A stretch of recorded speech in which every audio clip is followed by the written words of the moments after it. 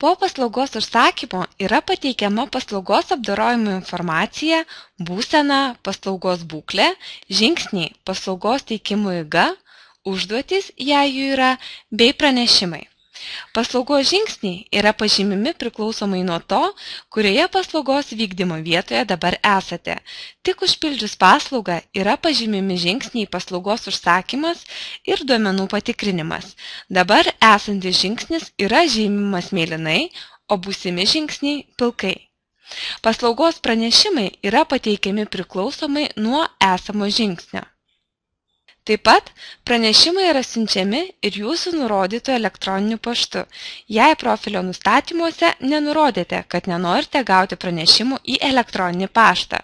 Pranešimuose pateikiama informacija apie įvykdytą ar esamą paslaugos būseną, papildomi institucijos komentarai ar prisekti papildomi dokumentai. Jei ką tik užsakėte paslaugą, ateis pranešimas paslaugos vykdymo istorijoje, esančioje po paslaugos informacija apie sėkmingą paslaugos pateikimą. Pranešime apie naujas užduotis papildomai bus nurodoma, iki kada reikia atlikti užduotį, bei detalesnė informacija. Norėdami peržiūrėti užsakytas paslaugas, paspauskite savo vardą dešiniajame kampe ir atsidariusiame meniu pasirinkite Mano paslaugos. Atsidariusiame Mano paslaugų lanke matysite jūsų užsakytų paslaugų pavadinimą, užsakymo datą, paslaugos teikėją, paslaugos tipą bei kokioje būsenoje dabar yra paslauga. Norėdami detaliau peržiūrėti konkrečios paslaugos informaciją, paspauskite ant paslaugos pavadinimo.